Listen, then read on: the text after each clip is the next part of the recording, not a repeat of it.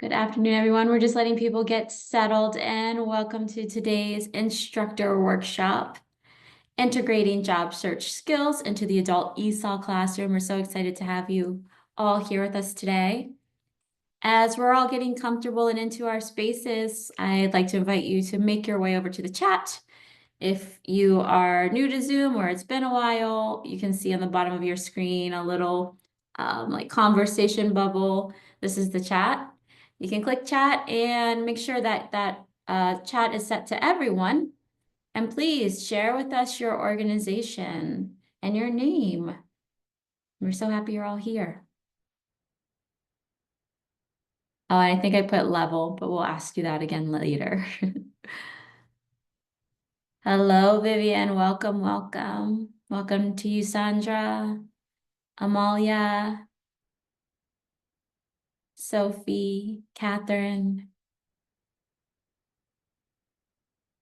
Maybe this is Patricia, I think, but I shared the link with you earlier today. You can just rename yourself right now. You say Tiffany Ross. You can just change it to your name.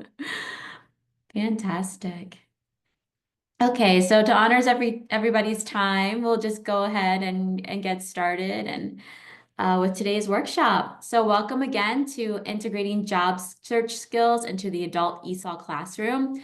My name is Tiffany Ross. I'm the manager of network learning and development here at MCAEL, and my colleague Emma Starr is also here, and she's our director of communications. And we're really excited to have everybody here today. Is this anybody's first MCAEL event? Yeah, I know. I see some familiar faces and some pros in the room.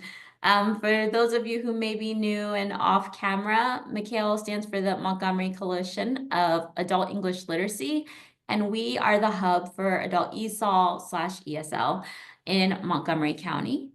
And as an adult ESOL professional in one of the 60+ programs in Montgomery County, you are a part of the coalition.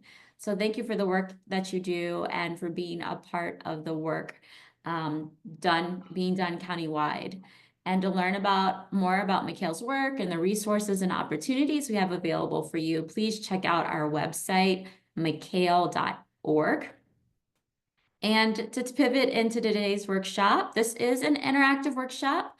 So we'll be utilizing the chat, the polls, the breakout rooms. So please be prepared to engage today. And today's session is indeed being recorded. We will send you a link to the MCAEL YouTube where you'll be able to watch this recording. And yes, you will have access to the presentation after today's workshop. So with this, I'd like to introduce our facilitators for today. Anna DeNicolo. Anna, you want to wave your hands? Anna is an independent consultant specializing in adult education program management, including ESOL, digital literacy, and volunteer programs. She is fluent in Spanish and Portuguese and an experienced bilingual trainer, facilitator, writer, and publications manager with extensive experience supporting immigrant communities. For over 10 years, Anna led Gilchrist Immigrant Resource Center's adult ESOL program, overseeing 70+ volunteer instructors and hundreds of learners annually. She holds a BA in Communications and Latin American Studies and a Master's in Public and International Affairs. And then I'd like to introduce Miss Ruth Seidenspinner. There you are. She is the Assistant Director of Workforce Development and Training at Classroom 2 Community, C2C. She oversees and supports students through C2C's IET programs and provides them with skill building, volunteer, and employment prep opportunities after they graduate their academic pathways. Ruth obtained her Bachelor's of Arts in Psychology, a master's degree in Human Resources, and a graduate TESOL certificate. She is excited to share her experience with incorporating MCAEL's Job Seekers Toolkit into adult basic education classes content. And with that, I will pass the mic over to you. Thank you. Well, thank you, Tiffany, for that great introduction, and thanks to all of you for being here today. I'm excited to work with Ruth to share this toolkit, and I hope that you'll all find it very helpful. Tiffany gave a great, very complete introduction to my work. And in a second, well, actually, on the next slide, we can go ahead and I'll just tell you a tiny bit more. I was fortunate enough to work with MCAEL and the staff and many MCAEL network members to develop this toolkit that we're all going to talk about now. I was also the past chair of the MCAEL advisory group, and recently, since leaving the Gilchrist Center last year, I've been presenting at conferences such as Pro Literacy. In fact, we presented, Ruth and I, along with Rudy, presented on this very topic at Pro Literacy in Baltimore in October. And I'm also doing work in curriculum and instruction for vocational life skills programs. I'm working on a parent leadership training guide for another state, and also working to support digital skills program development. So it's been an exciting year, and I look forward to working with you all and seeing you all in a lot of different settings. Thanks. Ruth? So I'm Ruth, and I've been at C2C, which you may know as formerly Literacy Council of Montgomery County. We did change our name. I am, as Tiffany said, the Assistant Director of Workforce Development and Training, and I work with a lot of the students or all of the students who come through our certification prep pathways. And when they're ready to look for jobs or volunteer gigs or whatever to get some experience, to beef up their resumes and start entering the workforce, then I'm on board. That's where I jump in. We offer 130 to 150 offerings per year, per calendar year. And we serve just under about 4,300 students a year. So small organization, community-based, but we're serving a lot of students, and we have a pretty decent menu we're pretty proud of now. We kind of took COVID and the quarantines as a silver lining and went from offering only ESL and GED to all of these other things as well. So if you have any students that you want to refer our way, you're happy to do so. We partner with MCAEL, and I jumped in on the toolkit with Anna and Rudy and everyone as kind of an editor on the final phase of it. And that's where I was like, wow, I was editing and going, wow, I can use this, I can use that, I can use this. So I snatched a lot of really great resources out of the toolkit as I was getting that kind of preview as I was helping out with the editing. So let's see, next. Our agenda for today, we're going to cover, well, in a minute, I'll tell you what the objectives are for the end of the workshop, and we'll get to know each other. There is a poll that Tiffany's going to launch and have you give us some information about you so that Anna and I can tailor our presentation to your student populations, basically. The purpose and needs of the toolkit, an overview of what's in it, and then we will dive right in. And as Tiffany said, this is going to be a participative webinar. We'll get you into the toolkit and doing some activities with small groups. And then at the end, we'll all share our tips and best practices and experiences with incorporating job search skills into the ESOL classroom. The learning objectives by the end of this workshop, we hope that you will understand the importance of incorporating job search skills into your ESOL instruction for all levels, exploring the contents of the toolkit and how it's organized. That's the piece that I said we'll do a little later. We'll actually get in there and do some activities. And then finding tools and resources and figuring out how to incorporate them. So the logistics of actually incorporating the job search skills into your ESOL lessons and vice versa. And then the best practices that I mentioned before. So we can all share best tips and do our best at making this work.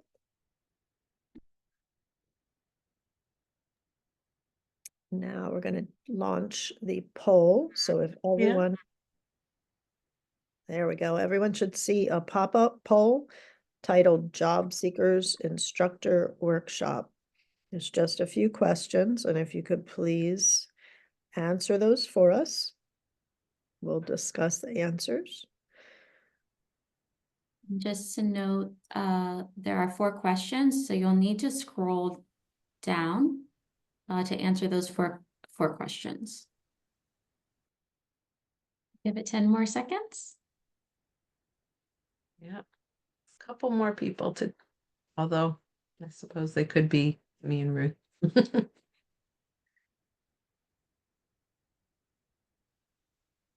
Yeah, I don't want to skew it by putting my ideas in there. So I'll go ahead and end the poll and All share. right. Thank you.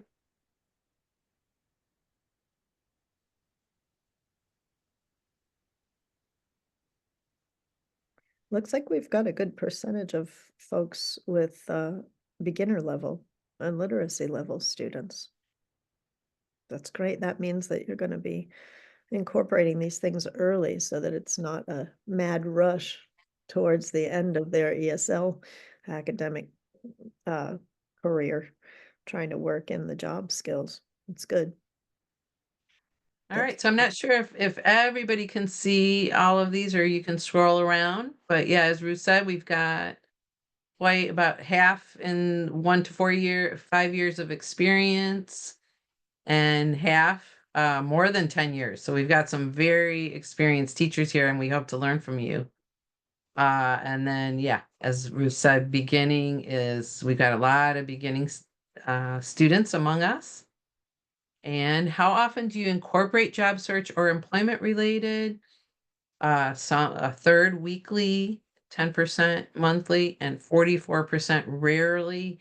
Hopefully we can get that number up a little or down a little bit, so that you can figure out through this workshop a few more, a couple of strategies for including that information. And then we've got a nice spread here. How would you describe the majority of your students' current job seeking status? And we have, yeah, about half need to improve English and computer skills before seeking formal employment. That's one thing, I'm glad to see that because we were planning to spend a little bit of time on that group of students and show some ways that even if they've got a long way to go to be fluent in English, there are different ways that we can start to incorporate skills that will help them in the job, in job search and in work. All right. I'd love to hear from you all. And you can just take yourself off mute. We don't have a huge group here. Any surprises here? Any thoughts? Any particular issues that you want to bring up?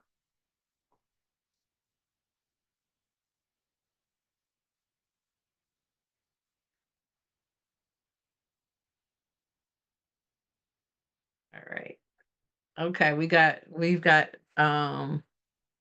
we'll pull you in a second. All right, let's move on to the next one, Ruth.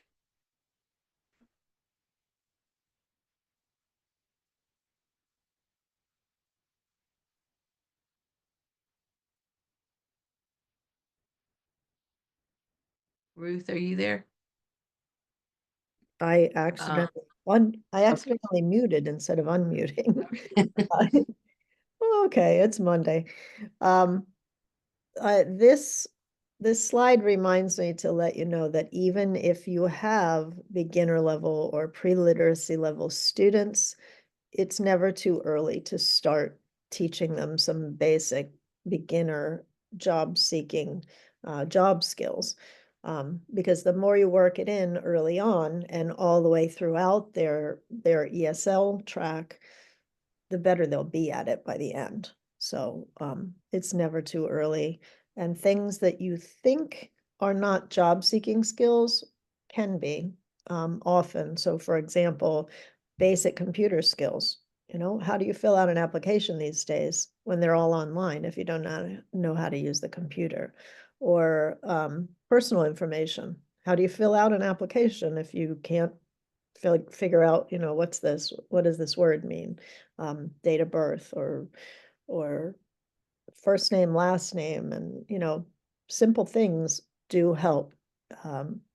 So those pre-literacy and beginner level students can still learn things that are very, very beneficial when job seeking. Small talk is something Anna mentioned earlier when we were discussing that, you know, how do you introduce yourself to someone when you're just meeting them and it's a prospective employer, or even a client if you work for a residential cleaning company. You know, you want to be able to say, hi, I'm so-and-so to the person that you're working for. And then setting career goals. As soon as those students can understand the basic vocabulary of goal setting, it's never too early to set a goal and then check back on that regularly. And the toolkit gives so many different resources that you will never be at a loss for finding something that will fit your particular group of students. And you can tailor things and should tailor things. Don't just give up on something if it's listed as beginner and your folks are pre-literacy level, or, you know, tailor it. It's easy to do, and we'll talk about that more later, but never too early. So I imagine among all of us, we've looked for a job recently or maybe a while ago, or perhaps you know someone who's in your family or a friend who's been searching for a job recently. Could you put yourself in that space for a moment? Think about what are some of the emotions that come to you when you think about job hunting? And could you put those in the chat, please? Just real quick.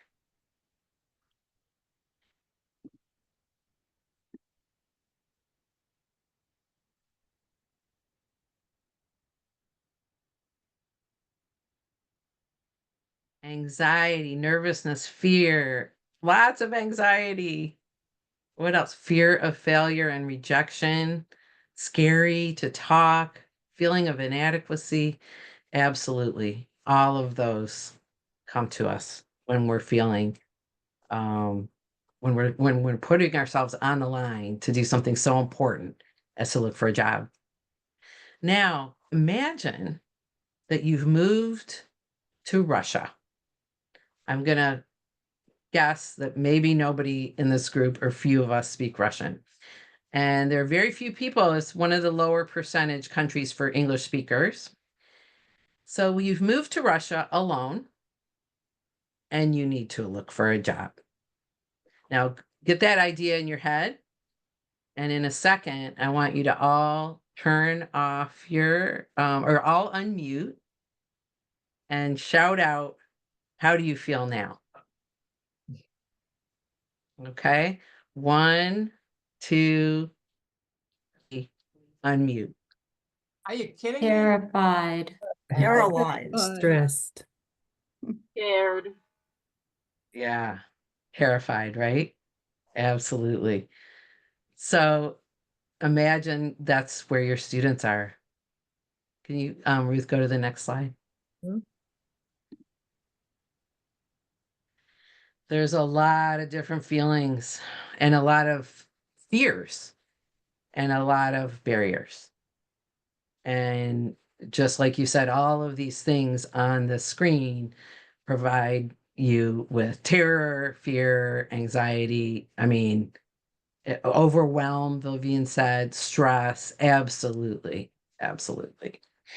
So that's why we wanted to come up with, we put together this toolkit. MCAEL works with the providers, works with the network to identify what are some needs that our teachers have, program managers have, the students and learners have. And some years ago, like 2018, I believe, MCAEL came up with the first job search skills toolkit. And you can go on to the next one, Ruth. And that was created in a different time, in a different format. And then a few years ago, I think it was 2014 now that I think of it. And a few years ago, MCAEL decided, well, it's time to update this.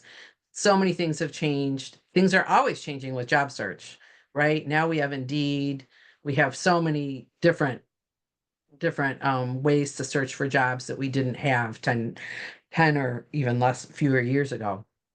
So with I was brought on to prepare this toolkit, and we also got input from many providers, including, as Ruth mentioned, she was one of them. And we came up with this easy to use format that offers practical ways to incorporate job search skills into ESOL classes. And we're going to show that to you in a second. And updates ESOL instructors on the current job search process, because some of us as ESOL instructors have not been looking for jobs lately.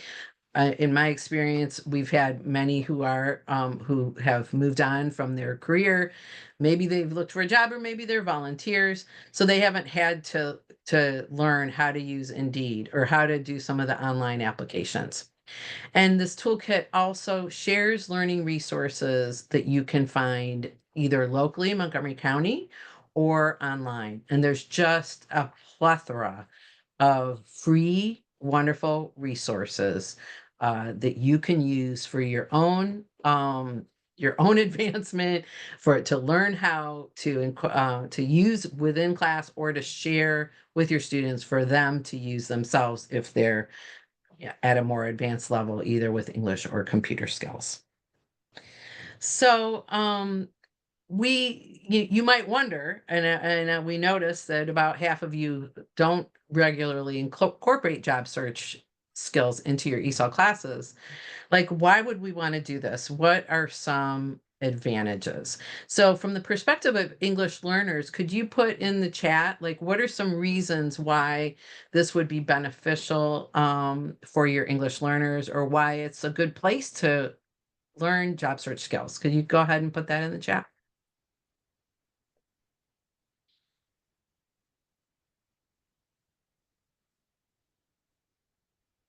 Community navigation, that's great. Yeah, so they can learn how to use what's available nearby. Safe environment, absolutely. Open the doors. Role playing is a great thing to do in class, absolutely. Exposure to vocabulary, role plays, teach vocabulary. Actually, vocabulary learning ESOL class is probably the best place for that, right? Because the teachers know how to teach vocabulary already. Build confidence, build independent life skills, and Ruth, captive audience, and even networking. Absolutely. Thank you. Those are all perfect, very helpful suggestions. And Ruth can go on. Let's see if I had any other ideas. They're motivated. They're already coming to class. I think somebody said that. They feel comfortable learning new skills because of you amazing teachers. They have experience and transferable skills that they can build upon and share with their classmates. And it saves time, because that is one thing that our students lack, right? Many times they're combining their English learning with or they're in addition to English learning, they have another job, or they have childcare or other responsibilities. They don't really have time to do separate classes. And why are ESOL instructors the great people to teach job search skills, even though they're not necessarily, job coaches or trained in workforce development? Because ESOL instructors know how to provide a safe and welcoming environment for a very scary activity, which is job search. Go ahead, Ruth. The next one.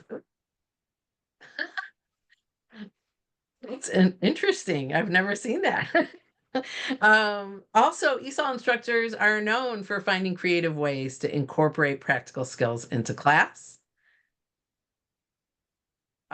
You all are knowledgeable about learning resources, how to teach new skills. That's why, in fact, you're here now. You're aware of your students' skills and needs. And this toolkit helps instructors get up to speed on the job search process so that you can incorporate it in class. From a student's perspective, uh, I surveyed a couple of my advanced level students. Obviously, these are advanced level students based on what they wrote. But could I just have two people read the student perspectives for us? Someone be JH. That's one of our Agile student graduates. Could somebody read that for us, please? Anybody who's brave? The, I the can go. entire I'm thing. Helen. Yeah. Sophie. Okay, Am I? Organizations like C2C play a vital role in helping immigrants acquire the skills and job hunting support needed for the U.S. job market. Immigrants often face challenges in transferring their skills and qualifications from their home countries, and C2C helps bridge these gaps, enabling us to secure meaningful employment. Thank you, Sophie. And it's not just C2C, but obviously this is one of my students who graduated out of one of our advanced level job skills certification prep tracks. But this is coming from a student who worked really, really hard. It's one of our most difficult classes, and she sees the need for having these opportunities to learn these job skills and not just English. So that's coming straight from one of the students. And then I heard another voice. Someone said, "Is it me?" If that person could read the second one, I'd appreciate it. If you could be IP. This is one of our Sure. IT graduates. Thank you. Teaching job skills in English is really important for people like me who want to develop skills in some field of work. It helps me to learn and improve myself. I was able to study and obtain the IT Fundamental Plus certification that I wanted so much. Now I can start getting experience with computers and looking for the job that I really want. Thank you, Helen. So that's one of our graduates from our IT Fundamentals Certification Prep class or track of classes. And obviously these students can express what their perspectives are on this kind of skills instruction and the opportunity to have this kind of skills instruction better than the beginners, but the beginners definitely appreciate it. I just included these because these students were better able to get the vocabulary out. But what I noticed with these two students in particular is that before, when they were just taking ESL, and we do incorporate job skills into all of our ESL classes as well as other things, but their confidence has just skyrocketed, these two in particular. And they kind of hint on that in here, but it's hard to measure our own progress in a language skills only because it's gradual and it's slow, and language is so complicated and it's a slow process. But when they're learning English and job skills, it makes them realize, wow, I just did that mock interview and I feel good about it and I feel like I did a good job. So it kind of, I guess what I'm trying to say is that it boosts their ability to measure their progress better, because languages alone is difficult to measure your progress. Whereas if you work in the job skills with the ESOL skills, it's easier for them to go, wow, I couldn't do that a month ago. So there's another good reason to do this. These are some perspectives from workforce development practitioners. These are job developers and a program director. And I'm just going to summarize real quick, helping the students gain professional self-confidence by practicing conversational skills, and doing mock interviews is very helpful. That's what I was just saying that the students had told me. So coming from the practitioners too. just doing those things that they're going to have to be able to do to get a job and to hold down that job and be successful at that job takes confidence, and those skills can't just come out of nowhere. Just because you know the language doesn't mean you can do the skills. So tie them together, teach them both, and you're doing a double service for your students. And then the Senior Director of Programs and Operations at the Career Catchers, which, if you all don't know, Career Catchers helps folks to find jobs. It's a great resource as well. Said for English learners, integrating job search skills into language instruction is not just about improving their resumes, it's about empowering them to communicate effectively in professional settings, navigate the hiring process, and advocate for themselves in the workplace. So again, just like the student said, and this job developer at Montgomery College, it's not just about the skills, it's about the confidence and being able to use those skills. Because I know if you've been teaching a while, we all know some students who have the skills, but not the confidence to do or say the skills that they just learned. So it's got to go hand in hand.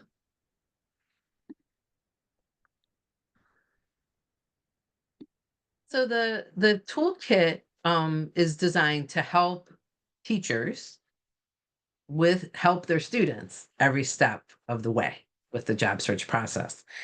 Chapter 1 provides you with some general context of job hunting nowadays in 2024. Chapter 2 goes into specifics, and we're going to show you, dig into the toolkit in a second, of how to search for jobs online and also how to apply for jobs online. Chapter 3, all about writing a resume, complete with many tools you'll be able to use in class. Chapter 4, cover letters and other written communications like thank you notes, and there might be other follow-up type of communications that students might need to do. Then chapter 5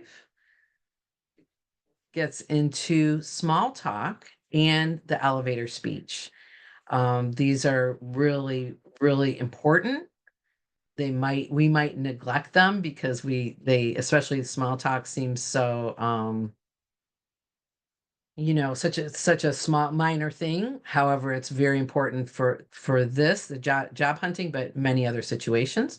Chapter 6, the job interview, as many of you brought up, holding mock interviews, and the toolkit gets into that, including how to handle virtual interviews. And then chapter 7 summarizes all of the resources that we've provided in the previous chapters into one handy place. Every unit is designed in the same way so that depending on what you're hoping to work on, you'll find everything you need in one place. So each chapter contains a section called the learner context, which will help you look at the situation, for example, let's say resume writing from the perspective of your student. So for example, with regard to resume writing, your student in other countries, the format might be very, very different than it is here. You might include, I've seen resumes that included a photo, that included your children, your birthday. Some of those things are not things that we typically do in the US. So that's part of the learning process. And I see Sandra says small talk is a challenge even for advanced speakers of English. Absolutely. It's something that I hope will get you practicing with students all the time. It's also very, very important if anybody's going to prepare for the citizenship exam. There's another chapter in every unit called In the ESOL Classroom, and this provides a different kind of context for what teachers can do, what you all can bring to the classroom to help the students gain skills in this area. And another is sample real life realia that you can use in class. So for example, there are links to applications that real job applications, but they're fake. So they're real life, but fake. So your students can practice them in class or at home, on a phone or on a computer, before they're doing it in reality. And there are there's vocabulary for lists of vocabulary and idioms that are frequently used related to each step of the process. So for example, here, if somebody's getting ready for a resume, for an interview, they might want to be ready to talk about how punctual they are, how reliable they are, words like that or there's idioms like being a team player, going the extra mile. You would need to, of course, customize and tailor according to the level of your class. And then lastly, there are some sample, their graphics. All of these are freely available to you to use in your class.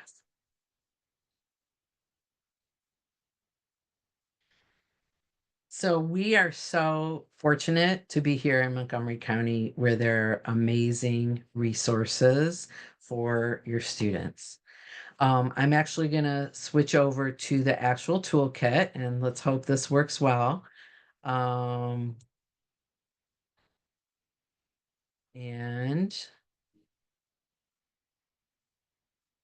Okay, so now I'm going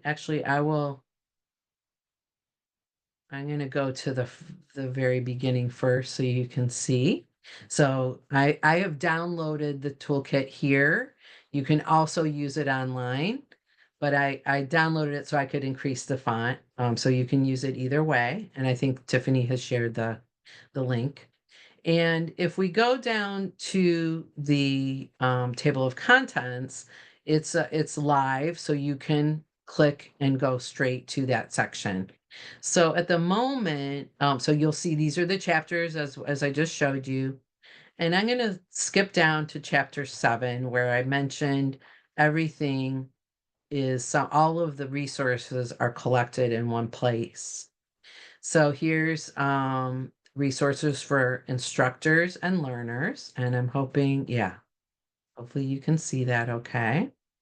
And you can see, oops, sorry, let me go up a little bit. Oh, no.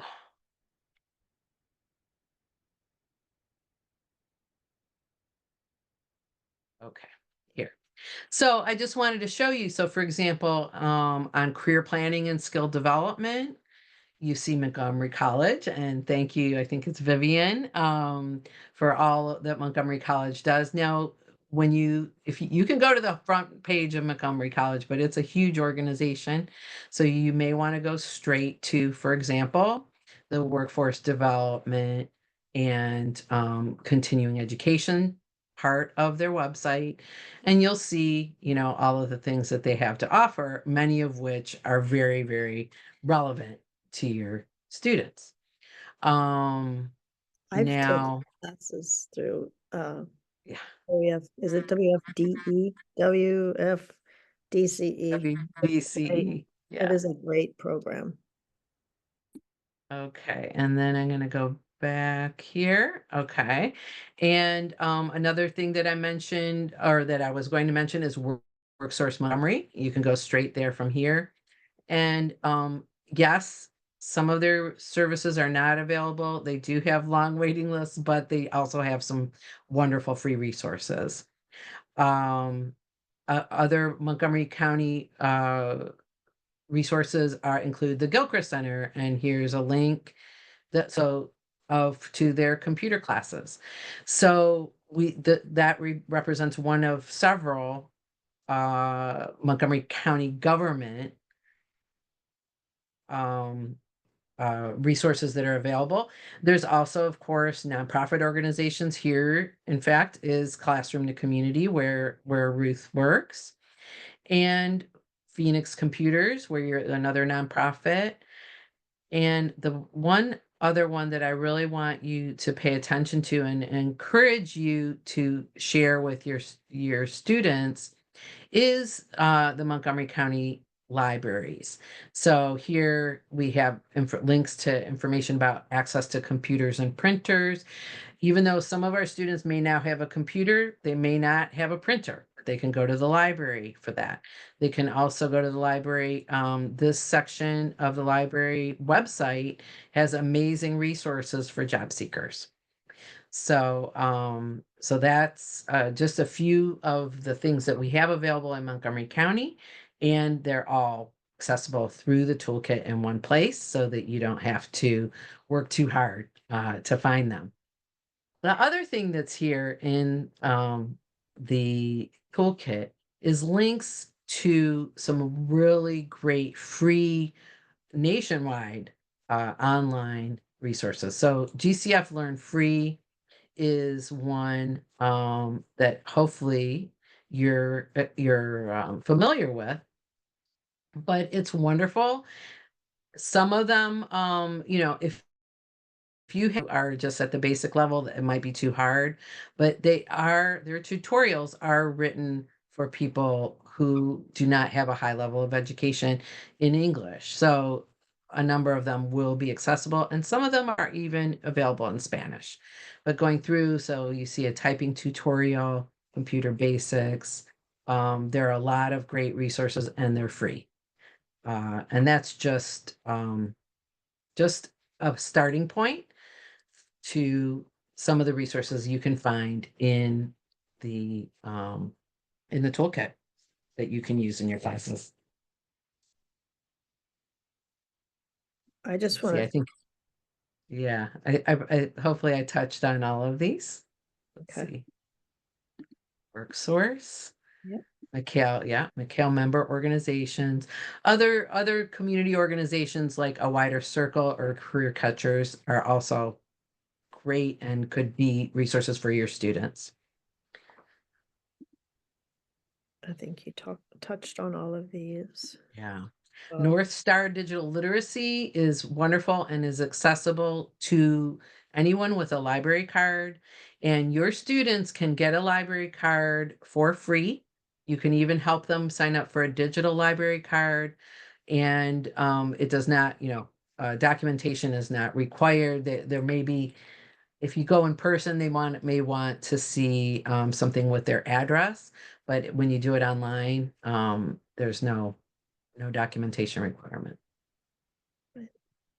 The library also, if your students get or have a Montgomery County Public Library card, they can access a lot of online skills training courses and practice exams for free that would normally cost a lot of money. But if they access those things through their Montgomery County Public Library card, it's all free. So it's a huge amount of resources out there, all free if they access them the right way.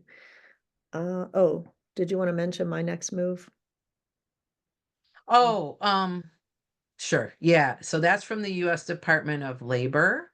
That's more about learning. This is going to be a higher level. You're going to need probably at least intermediate level of English, although they do have it in Spanish as well, to help people figure out what careers are good choices based on demand in the market. And it also helps people, there's some like sort of assessments in terms of your preferences and your skills to figure out what would be a good fit. Mhm. I use that one a lot. It's got a good career interest survey. So students who aren't sure what kind of career they want to get into in the States can kind of survey themselves and research the different jobs out there, and it'll tell them, maybe you'd be interested in these few. It kind of narrows it down so that they aren't so overwhelmed based on what their own interests and backgrounds are.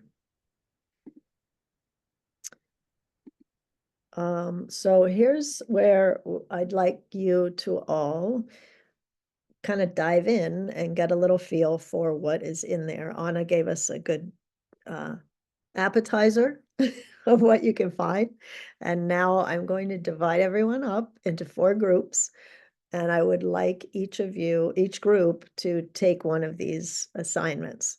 So the first group will find and share a resource that they could use to teach job search skills to beginner level English learners that are just learning to work on personal information, first and last name, phone number, email, date of birth, that sort of information, the beginners.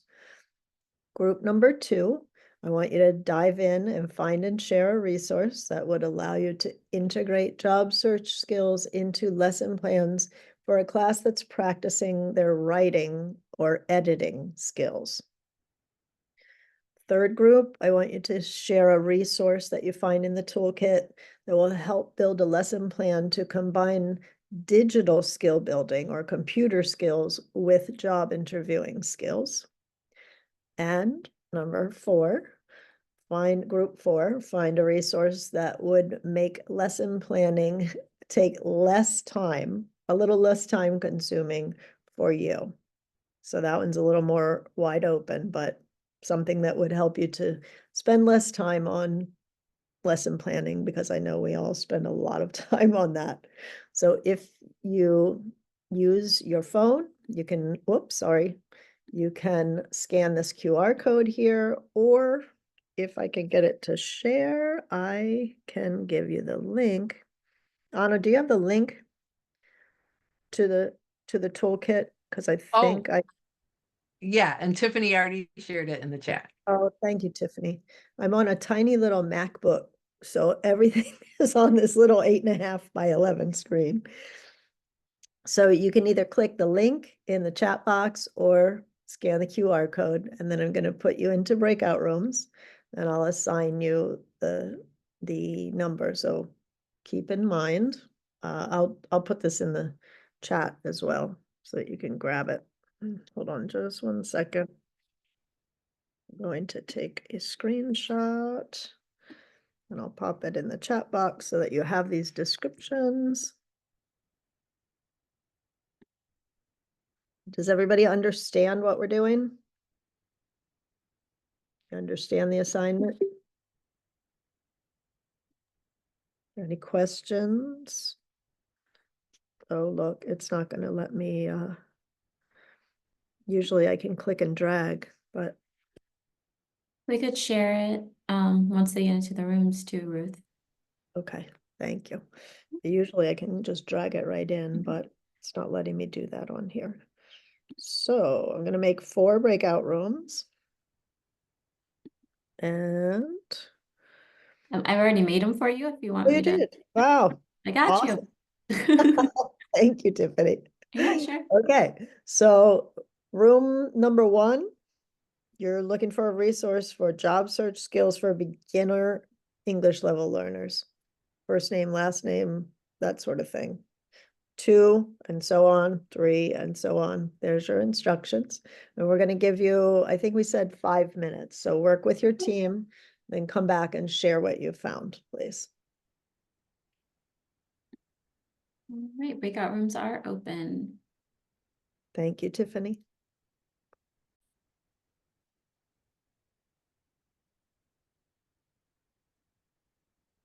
Everybody pop back in.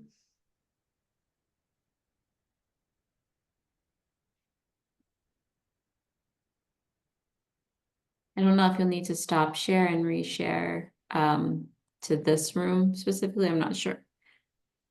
No, now it just says you are screen sharing instead of you are screen sharing to breakouts. Oh, perfect. A couple more people finishing up their conversations. Now they should be heading back.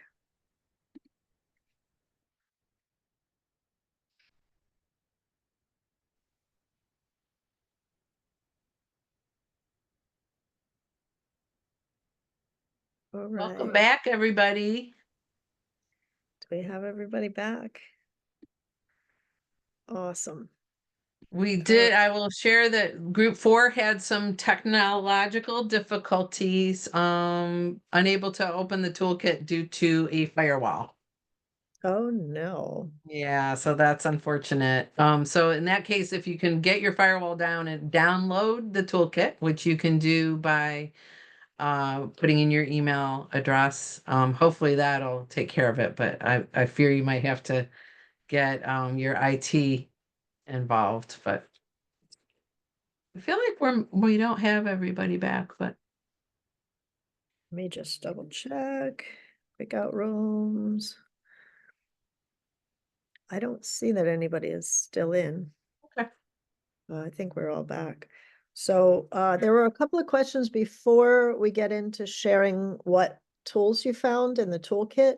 There were a couple of questions that happened before we went into breakout rooms, and Tiffany reminded me what they were. So I want to answer the first one, and that was, are there any costs for courses at Classroom to Community where I work? And the answer is no. All of our services, all of our workshops and classes are free to ESL and GED learners. Well, they're free.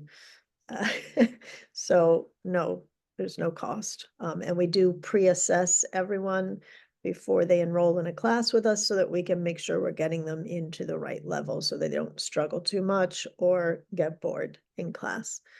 And there was another question, Anna, you might want to answer, that was about whether I believe it was the Montgomery County. Workforce development. Yeah. So I think that the question, I answered it in the text, but I believe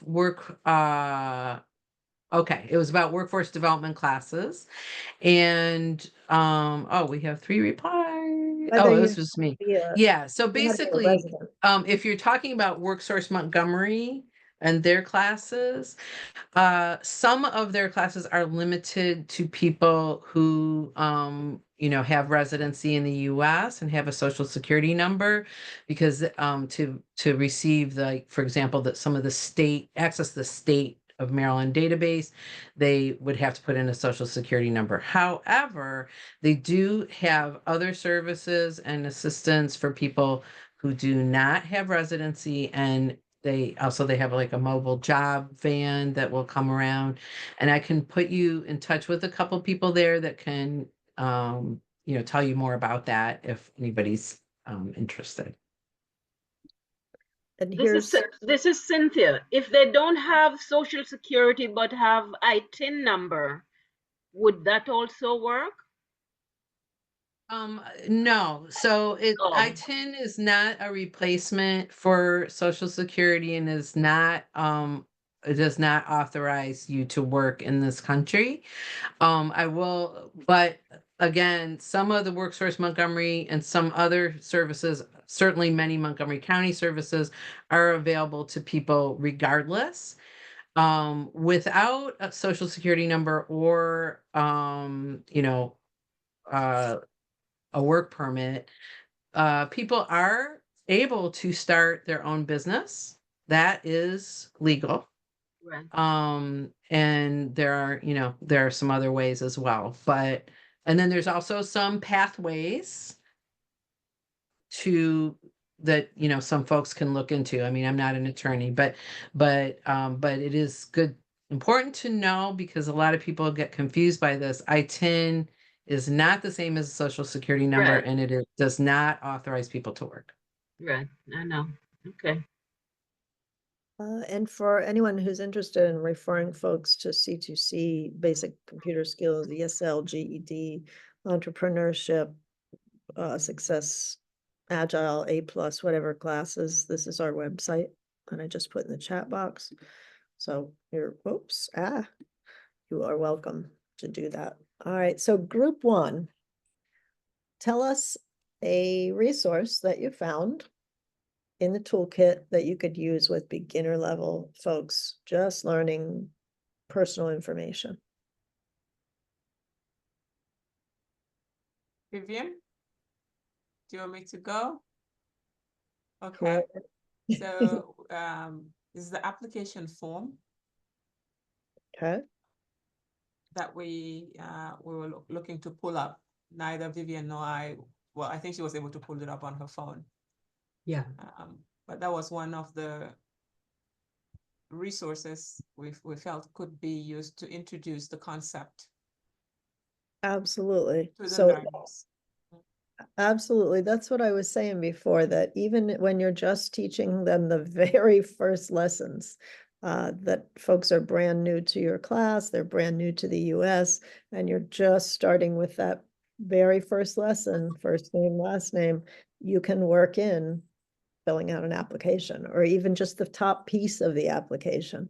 And there you're already introducing at a really early stage job search skills. So absolutely. Did you find another one? It sounded like you might have had two. No, we didn't, but we did discuss bringing things from our homes to share with the learners, such as an envelope or a printout of an email that they might have received from MCAEL. That Mhm. one that would show some of the things that you would be asked for on an application form, such as your address, your first name, your last name, your street address, apartment number. Pictures Absolutely. to show that, and then the email will help them kind of spell out or call out each of the letters in their email address, because sometimes I can say, this is my email address, and I'm asked to spell it out, Mhm. and that would help to build their confidence. Absolutely. And for them to be able to spell out your or their email address as well, because that happens all the time on the phone. You know, you say it and then I don't understand, so please spell it. Yeah, it all combines together. And those are skills that if someone is applying for a job, how do you apply if you don't check your emails to see that you got an email from someone inviting you to fill out an application or come to an interview? So yeah, absolutely. Good find. How about group two? What did you find where you could incorporate job search skills with writing and editing?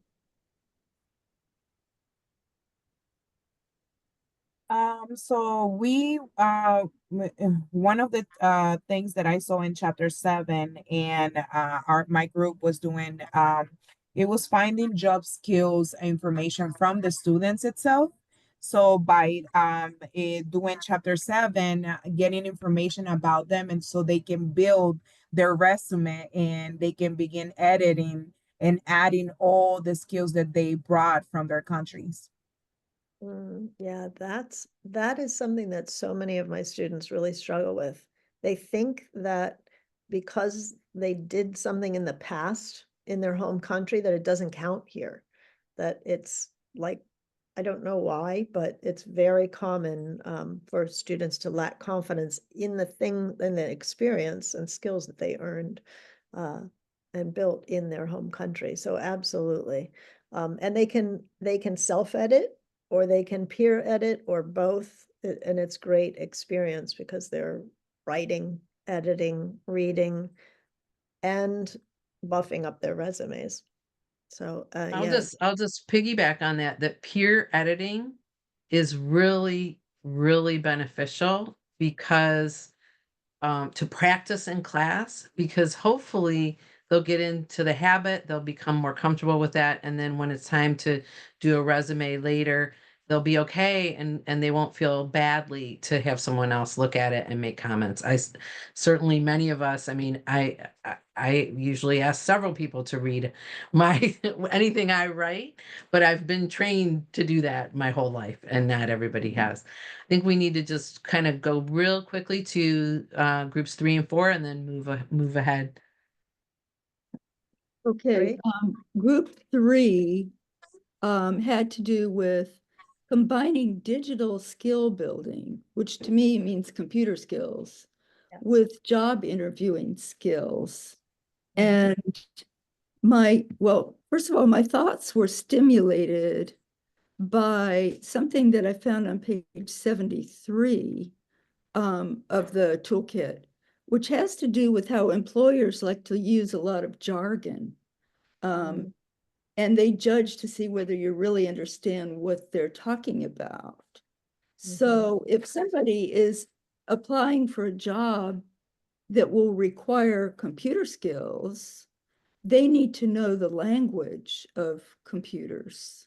So you can do vocabulary, you can do role play, and all kinds of things with that. And you can have mock Zoom interviews where somebody goes into an adjoining classroom and somebody is in the classroom, and yeah, anyway, so that's all I could think of. That's a lot. That's great. You're super creative, and so many interviews are online now that it's great for them to have that practice so they don't get caught and then they miss an interview or can't do the interview because they can't use Zoom. So absolutely. Mhm. All right, group 4. Wrap us up So here. yeah, group 4 has posted it in the chat. Annalise did. She's having trouble with her microphone, so I'll go ahead and read. Go to the bottom of page 77 in the toolkit. The link to the Minnesota Literacy Council brings you to lesson plans, complete with activities you can adapt to your classes about job classifications and job search issues. Thank you very much, Annalise. Annalise, I love Literacy Minnesota. That's They're truly They have amazing. Yeah. so many resources like this toolkit. Just put those two together and you are set. Like you'll never be at a loss for having something to teach in your class. All right, let's jump. All right. Yeah. So as you're already seeing, there's a lot of different ways to use the toolkit. I'm going to very quickly show you one way, which is starting from the textbook. So let's say you are using the Ventures series, which many people do in Montgomery County. And here we are in Unit 1 of Level 2. And you can see here I gotta close some things so I can see it better. You can see this is a unit on personal information, and there's a picture of a lot of people like in a shopping center.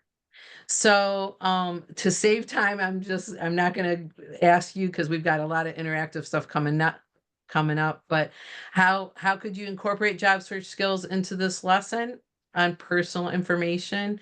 I can think of a lot of ways, but one that jumps to mind immediately is small talk and the elevator speech, the chapter 5.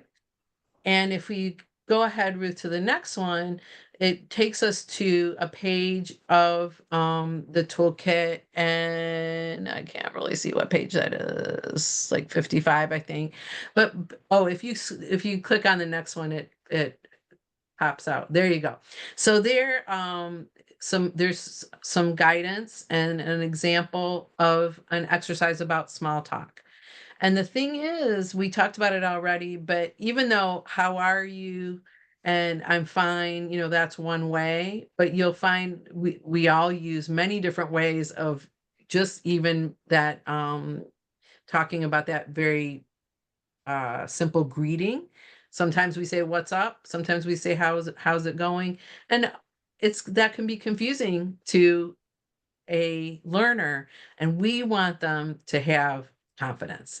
And so practicing these things, it could be, in your along with your ventures book, it could be as you enter class and trying different ways, introducing different styles of just the how are you question, or the, how's the weather, or it's been cold out, and that kind of thing can really help your students. And if you go to the next one, Ruth, this can even be used in the very, very introductory classes. This is a basic, this is Ventures Basic, Unit 1.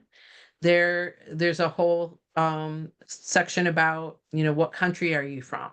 And in this exercise, it could be, I think if you tab, I don't know, if you tab again, there might be another bit of text there. Yeah. So you could just add, what's your name, Ben? How are you?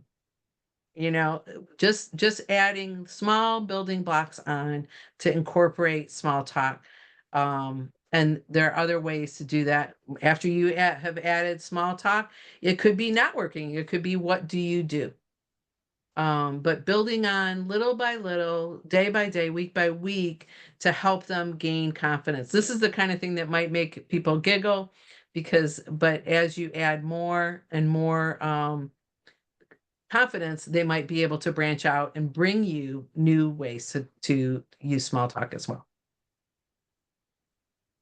So the last interactive thing for me is going to be I'm going to demonstrate how I combine a SMART goal lesson with all of the ESOL lessons. I won't go into all the ESOL lessons, but you all know what we teach in ESOL. And for every class a student takes at C2C, we require them to choose 2 goals for that class. What would they like to achieve by the end of that class? And so in doing so, we try to teach them the best way to set goals. And I'm sure all of you have heard of the SMART goal. The SMART goal theory, where goals are specific and measurable and attainable and relevant and timely, right? So we teach this scaled to whatever level the class is, and then you can see how you can tie in the specific ESOL lessons of vocabulary with, well, you have a word with each of, in the acronym, then you want to teach them what specific means and what measurable means and what attainable means. So there's your vocabulary. Reading, they're reading the descriptions of each one, and they're writing an example of a SMART goal or 2 in our case, because we require them all to pick 2. And again, if they're beginner level students, low beginners, then they might just be writing 1 or 2 words about what their goal is. But you know, once they understand the vocabulary, then you can talk with them about, is that goal measurable? And yeah, it's a challenge, but it helps them to prepare, even if they're months or years away from applying to a position out in the community. It helps them to understand this information, because we all have goals, and it's never too, like I said before, it's never too early to start thinking about what our goals are. Because if you don't think about your target, you're kind of aimlessly wandering around. Well, so why are you taking this class? It's what we ask them. What is your goal for this class? And then beyond that, what's your goal for the next class? What's your goal for the next 6 months? What's your goal? What's your career goal? And so on. Helps them to keep in mind as they go through these pathways. Ruth, hi, this is Cynthia. I just want to say something. Oh. This is why in my class, I always try to get them to write down their goals, because most of them think in their head, whatever they are thinking, that's a goal. When they write it down and they can look at it, it makes them feel, you know, they can see what they're working towards. Yeah. Especially on the days when they don't feel like getting out of bed, they have a written document, written goal. Exactly. And when the week's lessons are really hard in class, maybe I'm really bad at math and I'm in a GED class and I'm having to study math and I'm not good at it and I don't feel confident. If I have that goal written down and I can look at it on a Post-it note next to my screen, it reminds me. I'm going to give you one of the things that I teach them is to write it down, but don't put it in a book on their coffee table.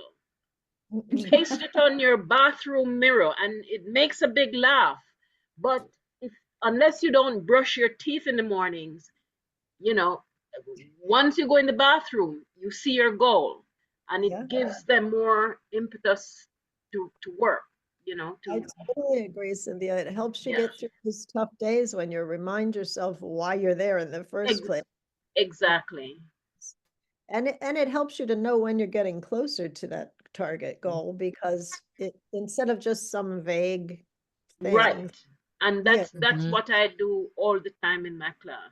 I love that. That's a fantastic tip. Thank you, Cynthia. That's brilliant. So Ruth, how can we incorporate all of the different ESOL skills into learning something like goal setting, which is so important not only to job search, but also to many other parts of our lives, as Cynthia pointed out? Sure. Well, as we all know, we all have different approaches. So each teacher has their own strategies and approaches, but I do kind of what Cynthia said, in that I make this list. This is what I want them to accomplish in our weeks. Our classes are short. They're only 8 weeks at C2C. And so all of this is built in, and we do some of this in every single class throughout that 8-week course.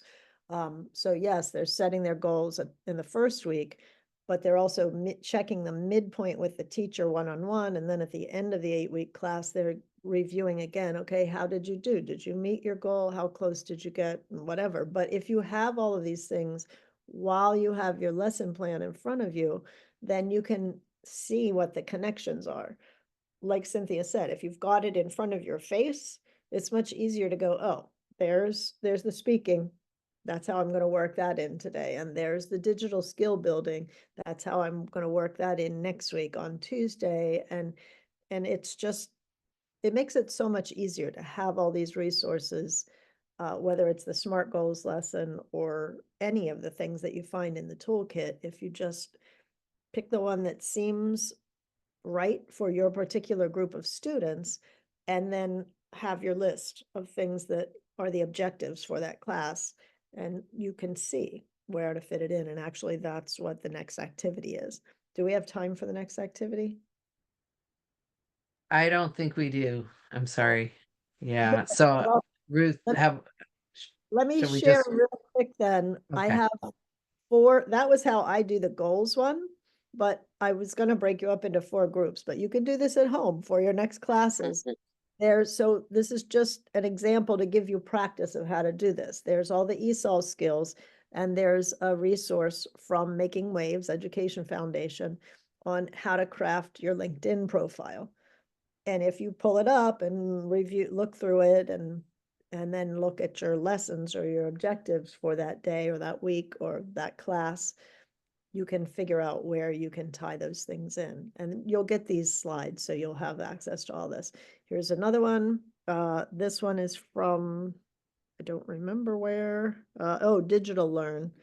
And there's little mini lessons that you can do. So like job search sites, looking for jobs on Indeed. It's just a 3.5-minute little interactive activity that they can do. And you're building the digital skills and listening if there's a little video in one of them. So I highly recommend that you go through whatever's in the toolkit and have that list of what your objectives are for your ESOL objectives are for your class. And you'll be able to see so many different ways that you can incorporate both. And so And you're not even, work. sorry, I was just going to say, even if you don't have computers in your classroom, a smartphone is a computer. So you can, you'd have to manage your students, help them stay on task, but you could have them do it on their smartphone. Absolutely. Shall we maybe break for some questions and while we still have a few minutes? Let me get to that page. Yeah, thank you. Sorry, we're so excited about this. We have more to say than but we just would love to hear from you about what else you have done that to help your students gain job search skills. If you have any tips or any questions. And you can just go off mute and you can unmute and just speak out. Well, I did something a little bit crazy last year. I was teaching in person, and I decided that my students should understand what it feels like to be the interviewer. What is the interviewer looking for? So these were all young moms and one young dad. So I had them interview for a babysitter, and they interviewed each other, and that worked pretty well. But something occurred to me while I was doing this. They were all Hispanic, mostly from Central America, and I don't think it's part of their culture to hire babysitters. I think they always have family, friends, relatives. So I think what I did wasn't really optimal, although the concept seemed good. Carol, I would say that it's great. And I have, when we do mock interviews in my class, we swap. So it's a pair of students, but one's the interviewer and one's the interviewee, because 2 reasons that I can think of off the top of my head. One is it gives them the practice at asking questions, which in English is a very different grammar structure. And a lot of students are not familiar with Why do I have to switch these words around the other way to ask a question? What are these extra words that are in there when it's a question that aren't in there when it's a statement? So one, grammar, but also because if they're the interviewers, they can better anticipate what a better answer is to the question. So if they ask the questions, they're going to understand the questions that are asked of them better. So I think it's a great, I really do. Very good. And you can also incorporate body language, handshake, eye contact. You can do that same lesson in a lot of different ways. Any other ideas, questions that you all want to share? Let's see. Catherine, I know you didn't have access to the toolkit. Anything you've done in your classes? Okay. All right. Well, we wanted to also encourage you. I don't think we have time today, but we wanted to encourage you to take a couple minutes before you leave your desk and think about your class that you're teaching or just ended. What are a couple of ideas from this toolkit that you could incorporate into your lesson plan and write it down with your textbook unit, maybe write the date and put it in your journal or your planner so that you don't forget to do it in the future. Oh, Catherine, I just break down in chunks of 10 minutes to explain some ideas of job search. Okay. And Tiffany said, yeah, you can also talk about what business casual dress looks like in that same in Carol's exercise. Great ideas. That can be a really funny one too, if you find pictures or have students dress how they shouldn't dress or do things they shouldn't do. That's a fun one. There's a video you can find in the toolkit of an interview done well and an interview not so well. So in the not so well, the person arrives and is like sitting back and they're on their phone and they're having a snack and while they wait to be interviewed. And so it's and then the next one, the person's ready to go and very well prepared and organized. So those could spark a lot of conversation. And good listening practice too, listening practice, because you can ask questions afterwards.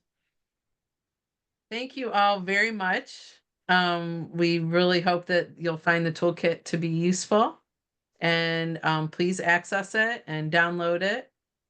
And let us know. You have our contact information. I think you're going to be receiving the slides. So if you have any questions, happy to continue the conversation. Thank you, everyone. Thank you so much to Ruth and Anna both for today's amazing workshop. So many great resources there. And thank you for the call to action at the end for us to take 2 minutes to write down how we might use this. And we can grab a little bit of Cynthia's and put it on our mirror. So when we brush our teeth, we'll remember to. Oh, yeah. Yes, I do that all the time in class. There it is. So you can remember to actually yeah. incorporate what you learned today. I've also dropped in the chat a link to a survey. I'll drop that again so it'll show up as your most recent chat. Please take 3 minutes. That's as long as the survey takes to give us your feedback about today's workshop. We really take all your feedback and we use it to help us shape future workshops so that we're really meeting your needs just as much as you're committed to meeting the needs of your learners. But thank you again. Today was really great. And this is our last instructor workshop of the year. So we will see you all again in 2025. Wow. In the meantime, have a great holiday season. Feel free to unmute and say so long. Thank you all for joining today. Happy holidays, everyone. And a great Bye. Thank you. 2025. Happy holidays. Great to see you all. Thank Bye. you. Thank Happy you, Anna and Ruth. holidays. And thanks, Tiffany. Thank you. Oh, yes, thank you, Tiffany. Hi, Ellen. Thank Hi. you.